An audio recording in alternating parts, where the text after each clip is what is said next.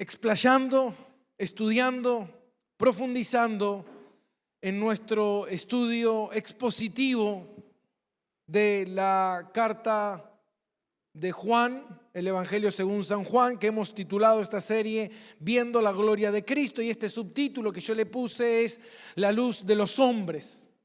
Y yo te invito a que vayas a Juan capítulo 1. Y el domingo pasado hemos abordado el versículo 1, el versículo 2 y el versículo 3. Pudimos ver que en el principio era el Verbo, y el Verbo era con Dios, y el Verbo era Dios. Y este era en el principio con Dios, en el principio de toda la creación. Para los que no estuvieron en el principio de toda la creación, ya el Verbo es Cristo, y Cristo ya existía en el momento de la creación. ¿La creación de qué? La creación de todo. Pero la parte divina, la creación de todo. Antes de la creación, Dios siempre existió, Dios siempre estuvo, Dios siempre estará. Amén. Así que yo recordaba hace un tiempo que había salido por diferentes lugares de un predicador muy conocido, un teleevangelista, como se lo dice, que había dicho por ahí que él prefería vivir con nosotros, y si no podía vivir con nosotros, él prefería no existir, hablando de Cristo. Y eso es una herejía, porque él no puede dejar de existir, amén, porque él existe. Dios no puede dejar de existir, porque eso es uno de los atributos de Dios, que se lo conoce como el atributo de la aseidad.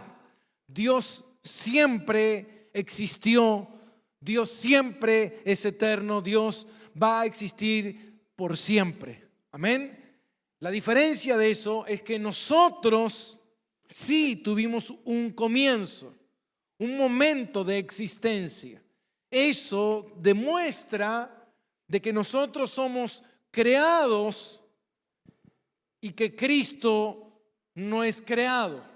Porque muchas veces cuando uno relaciona que Él es el Hijo de Dios, cree que Dios lo creó, Dios Padre creó a Jesús. No. Y Juan viene y refuta todo eso, destruye toda esa herejía y habla de la divinidad. Por eso que el Evangelio de Juan es 90% apuntado totalmente diferente a los sinópticos, que hablan sobre la vida de Jesús, sobre todo lo que Jesús hizo sobre la tierra, sobre las parábolas y un montón de cosas. Juan no. Juan apunta directamente toda la artillería a la divinidad de Jesús. Y ya pudimos ver que Él nos deja ver que el Verbo se encarnó, y que entró el Verbo, que es un título para Cristo, se encarnó y entró al mundo que Él creó. Todo fue creado por Él y para Él. Amén. Dios eterno, la segunda persona de la Trinidad, entra al mundo creado con un plan, con un propósito. Él se hizo carne, amén. No es que cambió, porque Dios no cambia, sino que Él se hizo carne introduciéndose en un mundo creado con tiempo, amén. Dios no tiene tiempo.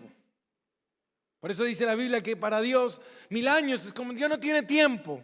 Cuando usted muera y vaya a la eternidad, amén, no hay tiempo. Pasaron 33.000 millones y millones y millones. No hay tiempo.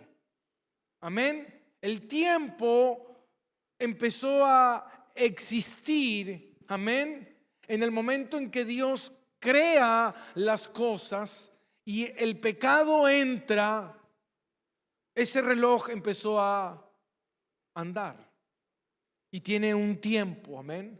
Un tiempo para que eso se termine. Ahora vemos en el versículo 4 hasta el 10, vamos a leer, y dice: en Él estaba la vida, y la vida era la luz de los hombres. La luz en las tinieblas resplandece y las tinieblas no prevalecieron contra ella.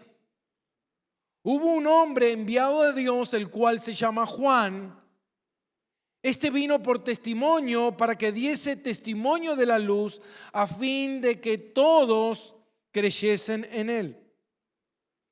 No era él la luz, sino para que diese testimonio de la luz. Aquella luz verdadera que alumbra a todo hombre venía a este mundo. En el mundo estaba y el mundo por él fue hecho, pero el mundo no le conoció. Juan ya nos dejó ver que él es el Verbo eterno que creó todas las cosas. Ahora el Verbo se introduce en la creación y ahora nos habla de la vida y la luz. Él es la vida y la luz.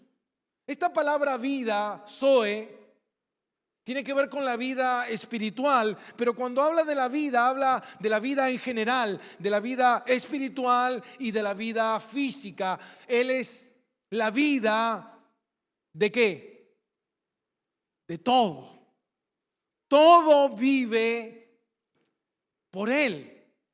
Amén. Él es la vida. Ahora, es profundo esto y es importante que nosotros podamos prestar atención. ¿Por qué? Porque por Él todo existe. Amén. Él es la vida de todo. Amén. ¿Y qué quiere decir esto? Quiere decir que cuando usted y yo en un momento no existíamos.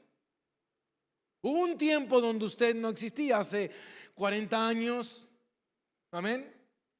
Hace 40 años algunos existían o no. Hace 50 años, ¿había algunos todavía que existían? Bien, bien. 60, a ver los de 60. De 70, ¿tenemos a alguien de 70 aquí? ¿De 70? Bien, sí, allá. De 70. ¿Hay alguien de 80 años? ¿Ah? Bueno, hace 80 años nadie de los que estaba acá existían. Ahora, ¿qué dice la palabra? En Él estaba la vida y la vida era la luz de los hombres. Ahora, antes que nosotros existiéramos, Él ya existía. ¿Por qué?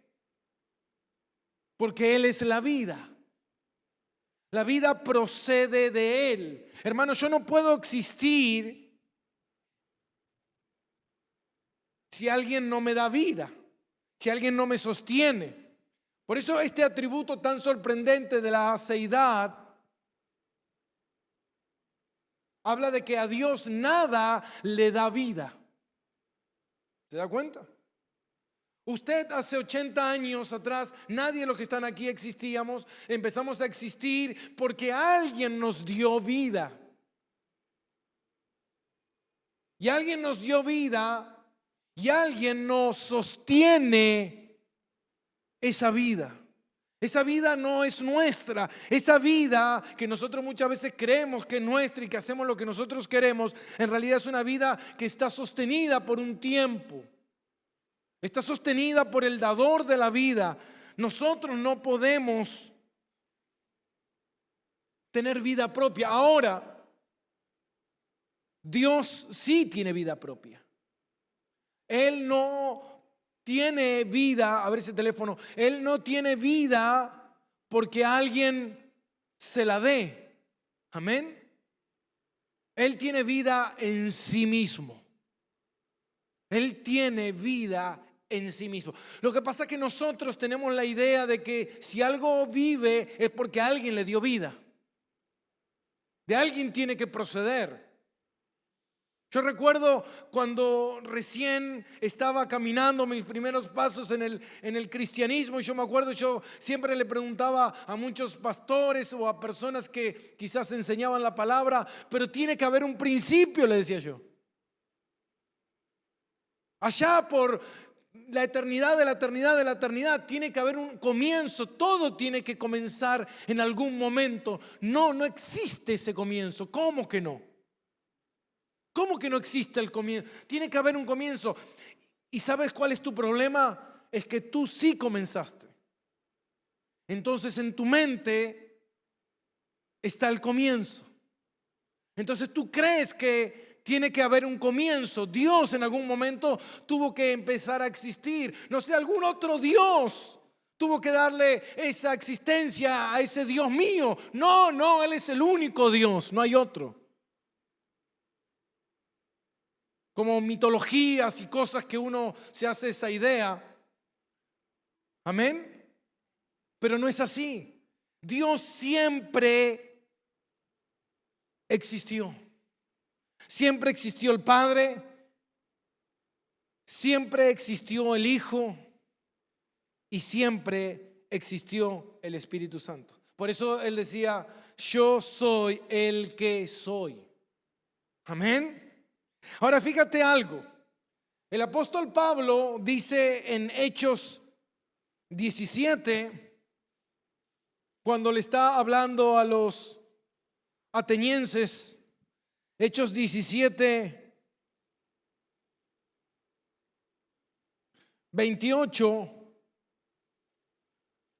Hechos 17, 28, y le dice, porque en Él vivimos, nos movemos y somos.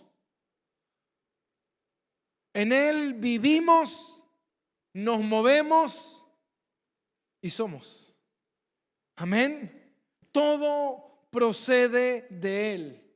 Él es la vida. Amén. Él es el que le da vida a todo. Todo lo que tiene vida procede de Él. Él es la vida de todo. De todo lo que existe en el universo.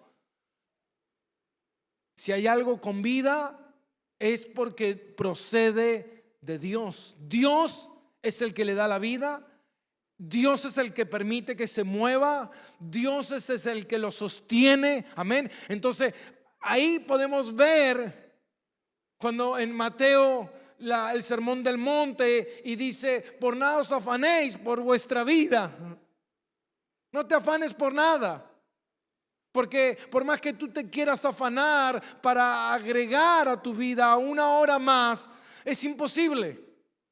Porque Dios ya estableció el momento de tu llegada, de tu nacimiento, el momento de tu partida. Por eso decían los teólogos que somos inmortales. Tú eres inmortal, mi hermano. Nadie te puede matar. Nadie. Y tú dices, pero eso es una herejía, pastor. ¿Cómo que no? No, mi hermano, nadie puede matarte hasta que Dios no haya establecido que ese será el día de tu muerte. Por más que alguien planifique y hagan y digan, bueno, vamos a tirarle todos los misiles del mundo para destruir, no podrán destruirte si Dios así no lo ha establecido. Nadie puede desviar el plan de Dios. Dios es soberano, Él es el Señor de todo. Bueno, sí, pero en el mundo está el diablo, sí, pero como decía Juan Calvino, el diablo es como un perro con cadena y esa cadena está en las manos ¿de quién? Y Él le deja ir hasta donde Él quiere que vaya, mi hermano. Él lo suelta un poquitito, ven aquí, ven acá, siéntate. ¿Se da cuenta, mi hermano? Ahora, Juan nos habla de que Él es la vida y también nos habla, si volvemos a Juan 1, también nos habla de la luz. Mire. Y dice, en Él está la vida y la vida era la luz de los hombres. Vida y luz. Ahora, la palabra luz la vamos a ver muchas veces. Muchas veces se repite la palabra luz. ¿Por qué? Porque viven juntas. Es como cuando dice el verbo era con Dios. Bueno, la vida y la luz están juntas. Amén. No pueden separarse. Ahora, ¿qué es la luz? Ahí está el tema. ¿Qué es la luz? La luz es una energía. de manera científica. Ahora, ¿pero qué hace la luz? Cuando usted entra en un lugar oscuro y prende una lamparita o prende una vela, lo que hace es que usted puede ¿qué? Puede ver. La luz lo que hace es iluminar. La luz lo que hace es mostrar. Amén. Ahora dice que Él es la luz. ¿Por qué? Porque la luz muestra la vida divina de Cristo. ¿Qué quiere decir esto? Que Él es la vida, Él es el verbo. Y el pasaje más importante que hemos leído en Juan, que está en Juan 14, y dice: aquel verbo fue hecho carne y habitó entre nosotros. Quiere decir que Dios, la vida, el creador de la vida, el Rey de Reyes y Señor de Señores, se introduce, se encarna, se mete en la vida, en la creación, se mete en lo creado. Y habita entre nosotros, Dios habitando entre nosotros, en un mundo que estaba como en tinieblas. Unas tinieblas por causa del pecado, que el diablo ha cegado el entendimiento en esta oscuridad de tinieblas, pero ahora viene el Señor y se mete en este mundo. Ahora, algo que decía Javi hoy temprano era que por alguna razón, o la razón que nosotros todos conocemos, el diablo siempre ha intentado hacer ¿qué? Destruir. ¿Destruir qué? Destruir la Biblia, destruir la luz, destruir a Cristo, para que la luz no nos resplandezca. Para que nosotros no podamos ver que nuestra condición, nuestro pecado, nuestra necesidad de un Salvador. Ese es el propósito de Satanás. Por eso Satanás, a lo largo de la historia, siempre ha hecho todo lo posible para destruir todo lo que sea referente a la luz. Vimos a los patriarcas, vemos al pueblo de Israel, vemos la palabra de Dios atacada, destruida, intentar destruirla por siempre. Vemos cómo cuando Cristo vino, Herodes mandó a matar y aniquilar a todos los niños, hasta incluso la cruz, que el diablo creía que ahí iba a tener victoria, pero en realidad el que tuvo victoria fue Cristo. ¿Por qué? Porque la cruz, la muerte, no lo pudieron ¿qué? Retener. Amén. Entonces, ¿por qué? ¿Qué dice la palabra? Dice: porque en Él está la vida y la luz de los hombres. La luz en las tinieblas resplandece y las tinieblas no prevalecieron contra ellas. ¿Qué significa prevalecer? Vencer. Las tinieblas nunca pudieron, lo intentaron, lo hicieron todo lo que pudieron las tinieblas de que de vencer a la luz. Usted entra en una habitación oscura, la más oscura que hay. Agarra un encendedor.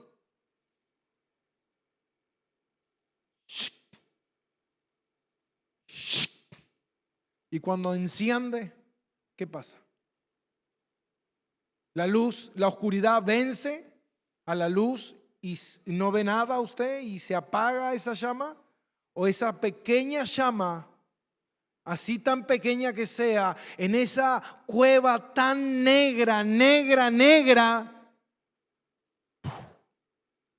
vence.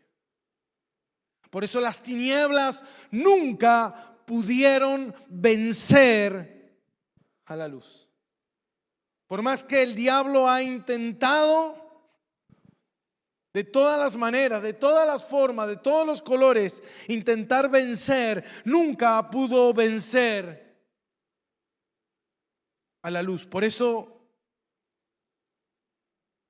Él es la luz del mundo, la luz de los hombres.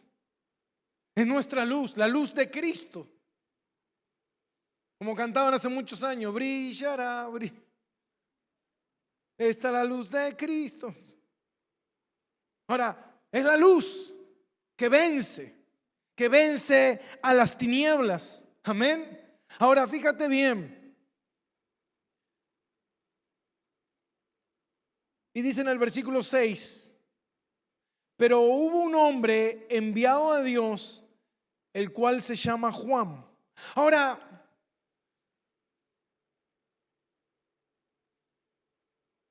el apóstol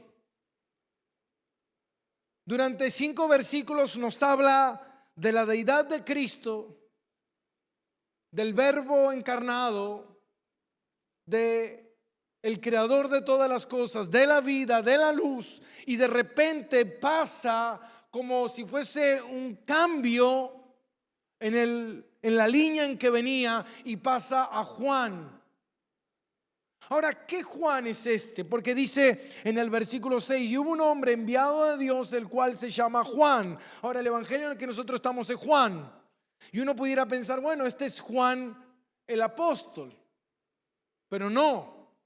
¿Por qué? Porque el escritor nunca se nombra a sí mismo en la Biblia, en el evangelio, en la carta de Juan. Nunca él se nombra a sí mismo. Así que todas las veces que usted vea a Juan escrito en esta carta, no hace referencia a él, sino que hace referencia a Juan el Bautista.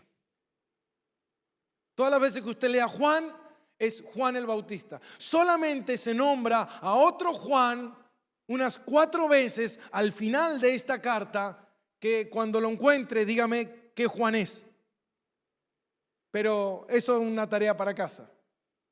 Pero el resto siempre es el mismo Juan. ¿Qué Juan es? Juan el Bautista. Ahora, dice el apóstol, y vamos a hablarlo del apóstol y del Bautista, porque si no nos vamos a confundir de Juan. Ahora dice el apóstol y dice, y hubo un hombre enviado de Dios, el cual se llama Juan el Bautista.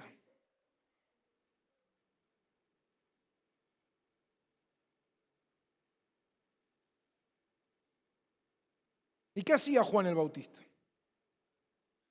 Porque nosotros podemos ver que dice, y hubo un hombre enviado de Dios que se llamaba Juan, y este vino por testimonio para que diese testimonio de la luz a fin de que todos creyeran en él. Ahora, el apóstol no está hablando o haciendo referencia a la vida de Juan, sino está haciendo referencia a la labor, a la tarea de todo creyente.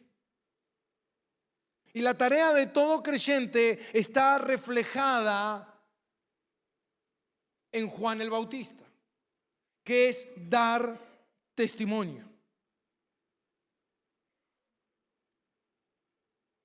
Ahora, Juan habla o el apóstol Juan habla del ministerio de Juan el Bautista. Y dice que este vino por testimonio para dar testimonio ¿de qué? De la luz. Ahora, la palabra testimonio significa amarterio. Y ahora es importante, ¿por qué? Porque dice, y este hombre enviado de Dios, el cual se llama Juan, este vino por testimonio para que diese testimonio de la luz. Esa palabra martureo, testimonio, no es una opinión, sino es un hecho. Él viene a dar testimonio de los hechos. ¿Y sabe a qué se cataloga esto? Esto tiene que ver con un tribunal. Cuando una persona viene y da testimonio de alguien ante un tribunal, es una persona que da un testimonio, es un testigo, da un testimonio, no una opinión. A mí me parece, yo creo, yo pensaba que él, no, hermano, es importante esto. ¿Por qué? Porque acá lo que nosotros estamos teniendo es un documento veraz, Es la palabra de Dios. Acá no hay error, no hay sombra de variación. Es la palabra de Dios. Está ante el tribunal Juan dando testimonio. ¿De quién? De la luz. Esa luz es Jesús. ¿Y cuál era el fin de este testimonio?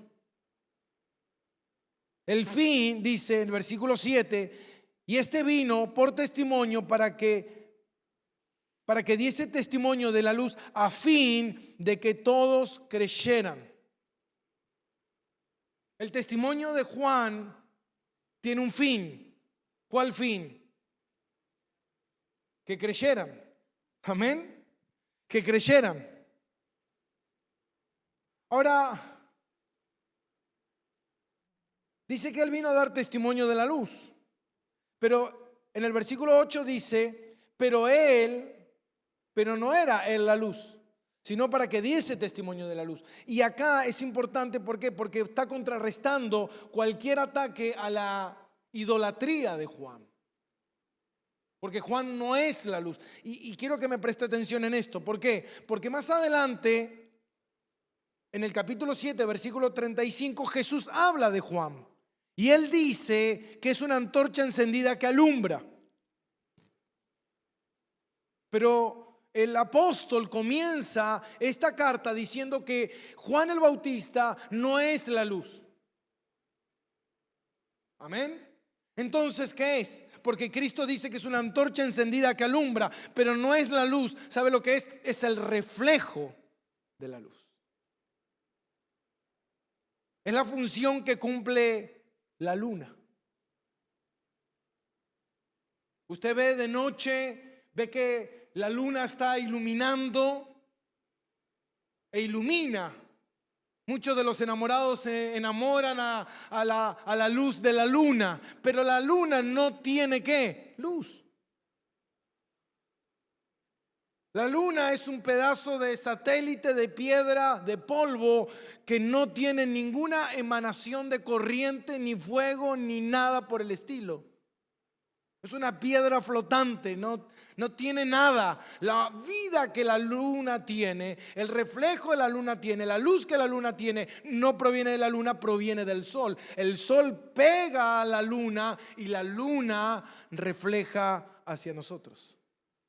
Es lo que hace Juan. Juan no es la luz. Juan es el reflejo de la luz, que esa luz es Cristo. Pero dice que Él vino por testimonio, para dar testimonio de la luz. Ahora,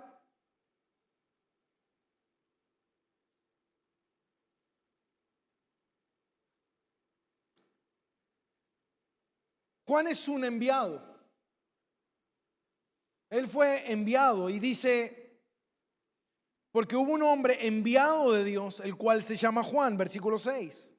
Ahora, ¿de qué manera es enviado? ¿Por qué? Porque si él no es la luz, y lo aclara bien diciendo que la luz es Cristo, no es Juan.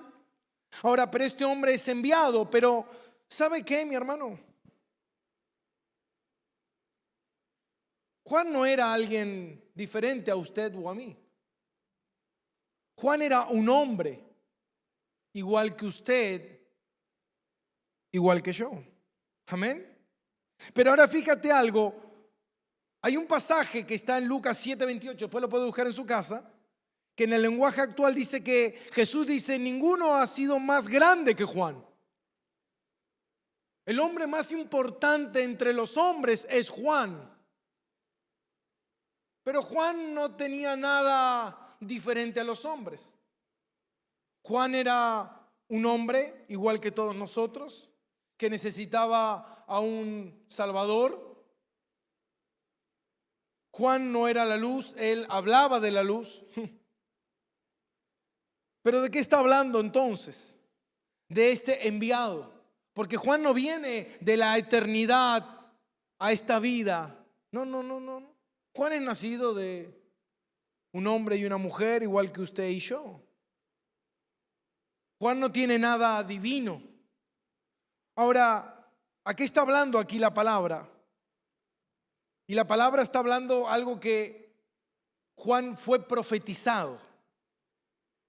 Juan fue anunciado desde antes de que Cristo viniera. Él fue anunciado de su nacimiento, de su llegada. Ustedes recuerdan el nacimiento de Juan. Recuerdan que el padre fue a presentar el sacrificio y el ángel se le presentó. Eran estériles él y su esposa. Tenían más de 80 años. Amén. Ahora, la palabra de Dios dice en Isaías 40, versículo 3: voz que clama en el desierto, preparad el camino. Lo que Juan era una profecía de que alguien, Dios levantaría entre los hombres para hacer una labor, la labor, por eso Cristo dijo, el más grande de todos los hombres, porque Juan tenía el encargo de hacer la labor más importante entre todos los hombres. Más importante que Moisés, más importante que Moisés. Más importante que Isaías, más importante que Pablo, más importante. La labor más importante, según todos los teólogos y eruditos, y lo que dice la palabra de Dios, era la tarea que tenía Juan el Bautista. Wow. Qué tarea, ¿no? Por eso, un verdadero profeta. Ahora, si nosotros vamos a Malaquías, ¿dónde está Malaquías? ¿Alguien lo vio a Malaquías por ahí? ¿Dónde está Malaquías? Malaquías es el último libro del Antiguo Testamento. Después de ahí pasaron 400 años. Esta hoja en blanco que usted tiene entre uno y otro, que se pone aquí, esta hoja en blanco fue que durante 400 años Dios no habló. ¿Cuánto tiempo? 400 años que Dios no habló. Amén. Y por eso al final de Apocalipsis, después usted encuentra que no hay más escrito. ¿Sabe por qué no hay más nada acá? ¿Por qué después de Apocalipsis ya no hay más nada? Porque tampoco Dios no habló más. Así que si viene alguien y dice, Dios me dijo, decirle, no, mira, acá no encuentro más nada, ya está todo hablado. Ya no hay más nada que decir. Ya Dios dijo y Dios habló en el tiempo que tenía que hablar, de la manera que tenía que hablar, y en el último tiempo habló a través de qué? De la palabra encarnada. Amén. Más que eso, ¿quieres? La próxima vez que va a haber aquí, la próxima vez que Dios va a hablar,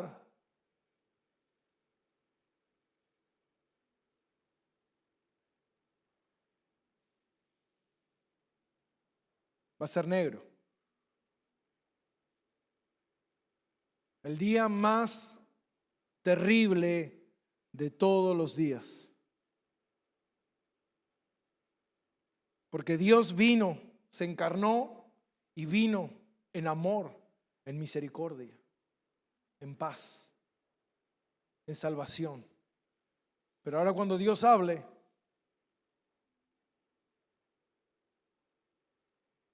saque sus propias conclusiones. Amén. Vendrá, ¿sabe a qué? A destruir. A destruir todo. No quedará piedra sobre piedra. No quedará hueso sano. Nadie quedará en pie. Destruirá completamente todo. Lo que no sea de Él. Amén. Qué lindo mensaje, pastor. Siempre usted es tan alentador con nosotros. Dice Malaquías capítulo 4, versículo 5. He aquí, yo os envío el profeta Elías, antes que venga el día de Jehová grande y terrible. Él hará volver el corazón de los padres hacia los hijos y el corazón de los hijos hacia los padres, no sea que yo venga y hiera la tierra con maldición. Ahora, esta profecía es una profecía apuntada directamente al profeta Juan el Bautista, como se lo llamaba, el Elías. La profecía que anunciaba que habría un hombre que vendría ¿a qué? ¿Cuál era la labor de Juan el Bautista?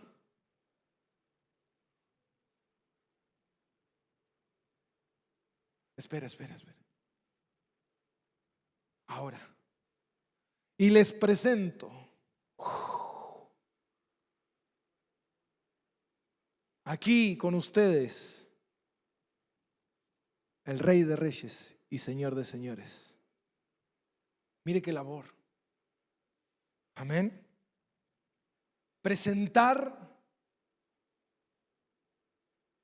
al Mesías. Se le decía Bautista porque él bautizaba. Y bautizaba a toda persona que se arrepentía de sus pecados. Y esa persona que se arrepentía de sus pecados era bautizada para prepararse para Cristo. Amén. Era algo común que se hacía antiguamente. Los judíos bautizaban a los que se sumaban a la vida judía, a hebrea. Y Juan lo que estaba haciendo era, por mandato de Dios, que bautizar a los que se arrepentían. Por eso decía, arrepentíos porque el reino de los cielos se ha acercado. Y la gente se bautizaba. Él preparaba el camino, preparaba a la gente para presentarlos con Cristo. Ahora,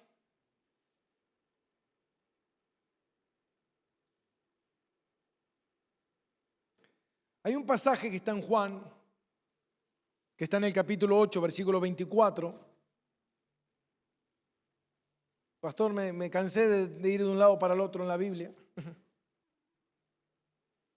Acostúmbrese. Juan 8, 24, y dice, por eso os dije que moriréis en vuestro pecado, porque si no creéis que yo soy, en vuestros pecados moriréis. ¿Se da cuenta, mi hermano? ¿Se da cuenta que Juan lo que estaba haciendo es dar testimonio?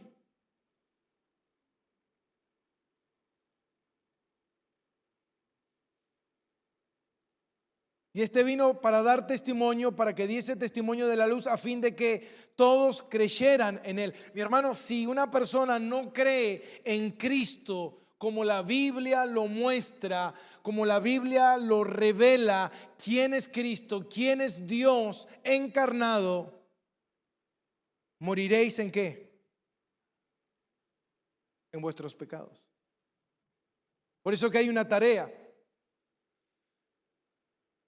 La tarea de Juan el Bautista. Por eso dice John MacArthur respecto a esto. Dice que el cristiano está ante la corte del mundo dando testimonio de la verdad de Cristo. Hermano, la gente se salva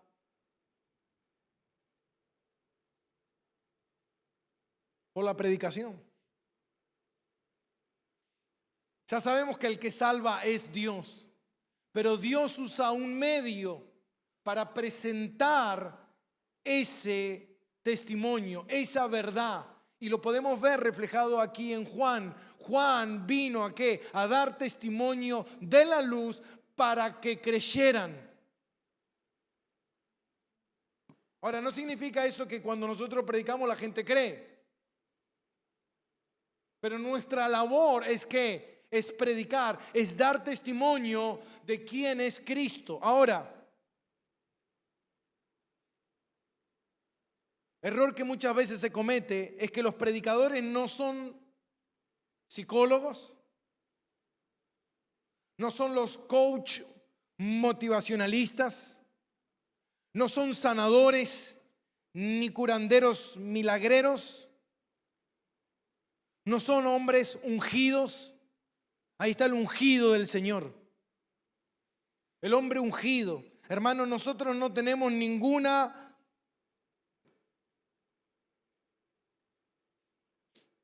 unción especial. Simplemente somos hombres comunes y corrientes que tenemos una tarea y una labor muy importante. ¿Cuál? Y acá está el tema. Porque no todo el que predique de Cristo, para que alguien se salve, necesita escuchar el evangelio de Cristo. Pero no todo el que predica de Jesús predica de Jesús. Ahí está el tema. Nosotros somos enviados a dar testimonio del verdadero mensaje. ¿Y qué es esto, el verdadero mensaje? El verdadero mensaje es el verdadero mensaje preciso, cortado derecho, obedeciendo la palabra de Dios y hablando la verdad de las Escrituras.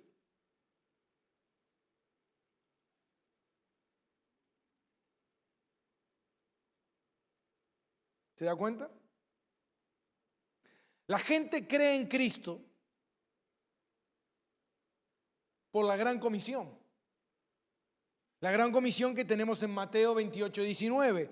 Por tanto, id y haced discípulos a todas las naciones. Todo el mundo lo conoce eso. Hasta yo escucho gente que dicen, somos de la gran comisión y tenemos la gran comisión y hacemos la gran comisión. Espera un cachito. Déjame terminar el mensaje.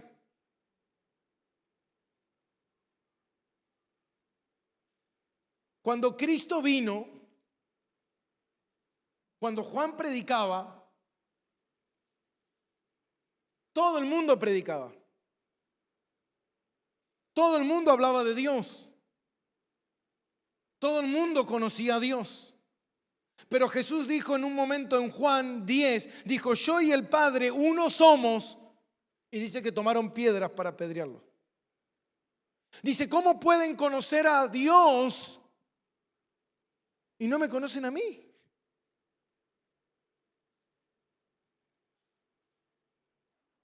¿Cómo puedes predicar a Cristo sin conocer a Cristo? ¿Cómo puedes hablar de Cristo si no conoces a Cristo? No conoces los atributos de Cristo, no conoces la obra santificadora del Espíritu Santo, no conoces la doctrina de la gracia, no conoces la perseverancia de los santos, no conoces nada de Cristo y hablas de Cristo. ¿Se da cuenta, mi hermano, que hablar de Cristo no te salva? ¿Que alguien te predique de Cristo no te salva? Lo que te salva es que te prediquen al verdadero Cristo. Lo que te salva es escuchar el verdadero mensaje de Jesucristo. Por eso muchas veces uno se pregunta y dice, ¿por qué atacan tanto a las iglesias que no enseñan verdaderamente la sana doctrina? ¿Usted cree que es poca cosa? ¿Usted cree que es poca cosa no predicar la sana doctrina? No importa, mientras estemos en una iglesia y cantemos y bailemos y la pasemos bien, listo, está bien, somos cristianos. No, mi hermano. Si tú no tienes un conocimiento correcto de Cristo, si tú no descansas en la soberanía de Cristo, si tú no conoces la deidad de Cristo, si tú no conoces el carácter de Cristo, si no conoces el señorío de Cristo, si no conoces quién es Cristo, entonces ¿cómo puede ser tu Salvador? ¿Cómo puede ser tu Salvador? si nunca has escuchado el verdadero mensaje de Jesucristo. Por eso un predicador fiel es alguien que anuncia la verdad del evangelio a los hombres. Mire lo que dice en Romanos capítulo 10, versículo 14. El apóstol Pablo lo dice claramente. Dice, pues, ¿cómo invocarán a aquel en el cual no han creído?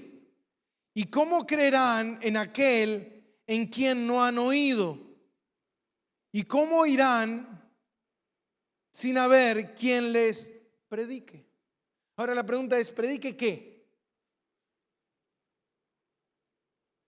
Imagínense en ese momento, en la nación de Israel, cientos de maestros de la Biblia, cientos de hombres conocedores de la palabra de Dios, pero el único que predicaba verdadero mensaje de salvación era un simple hombre que estaba en el desierto, vestido con piel de camello, que muchos querían matar. No le dé bolilla.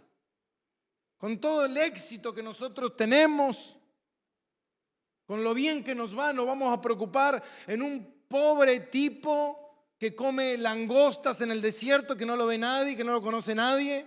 Déjalo ahí. ¿Por qué el diablo llenaba sus corazones para destruir a Juan? Porque Juan hablaba la verdad. ¿Se da cuenta?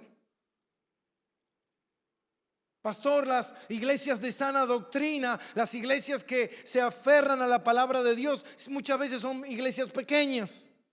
En su gran mayoría son iglesias casi ahí con algunos hermanitos nada más. Pero vemos otras iglesias que están llenas de multitudes y de personas. La pregunta es, ¿son verdaderas iglesias?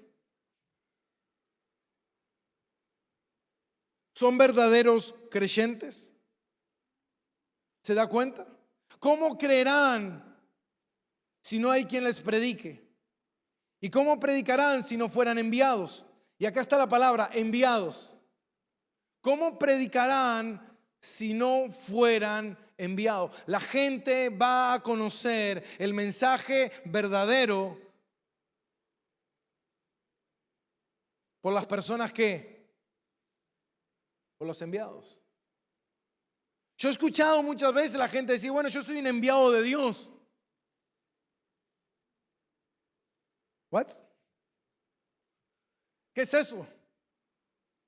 Hermano, un enviado de Dios es alguien que se apega a esto,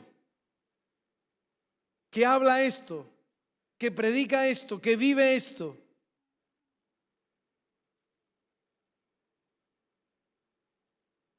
Ahora, mira lo que dice en Juan 1.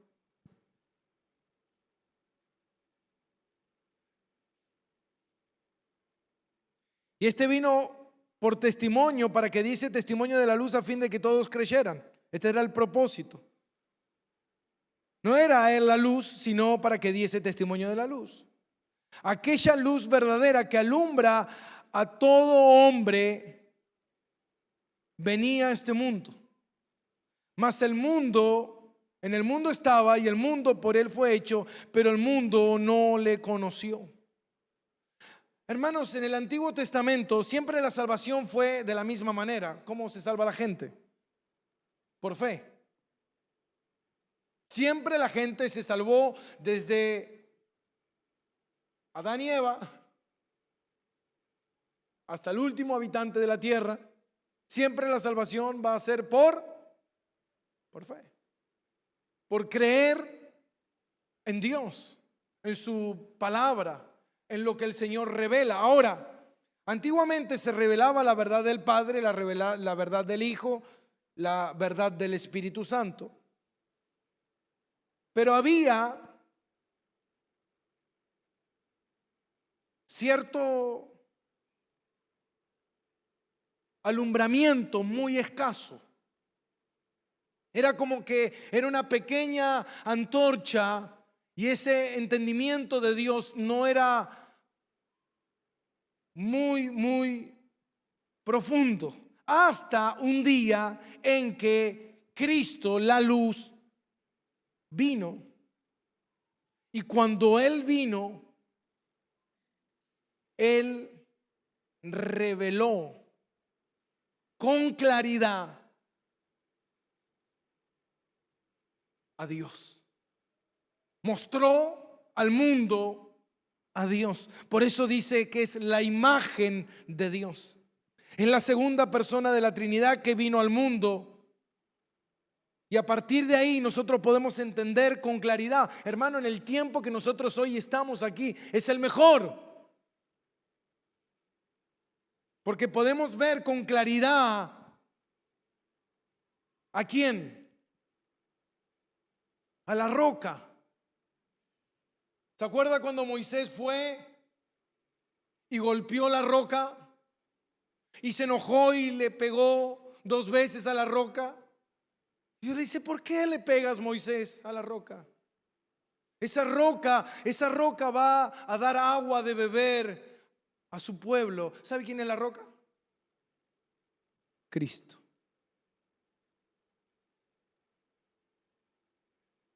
Cristo está en muchísimos lados en el Antiguo Testamento, se lo conoce como una teofanía. Cristo empieza a aparecer en diferentes lugares. Podemos ver la antorcha de fuego que el pueblo tenía todas las noches en su cabeza para que ellos fueran calentados y fueran guiados, iluminados en la noche y que las bestias no los atacaran. Esa antorcha que los protegía, Cristo.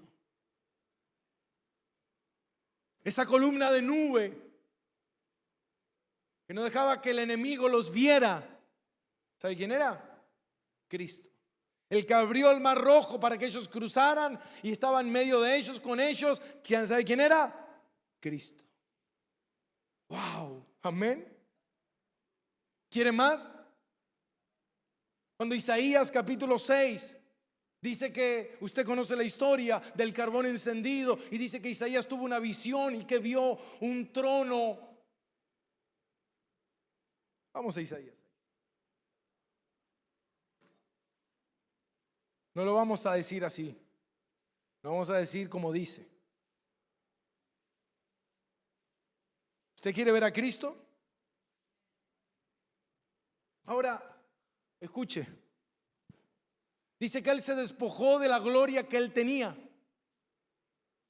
Él se despojó de la gloria que Él tenía y vino a habitar entre los hombres y a vivir entre los hombres para mostrarle a los hombres a Dios.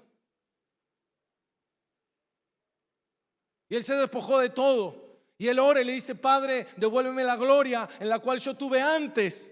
¿Qué gloria antes?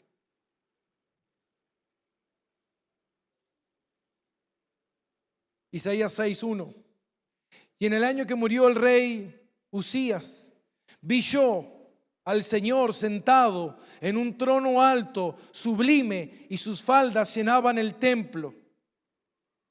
Y por encima de él había serafines, y cada uno tenía 6 alas, y con 2 alas cubrían sus rostros, y con 2 cubrían sus pies, y con 2 volaban. Y el uno al otro daban voces diciendo, Santo, Santo, Santo, Jehová de los ejércitos. ¿Sabe quién es ese? Cristo. Ese es Cristo.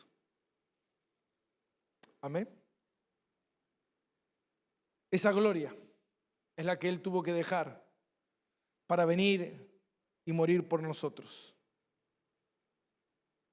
Hermanos, cuando nosotros podemos entender que Él vino para mostrarnos el esplendor,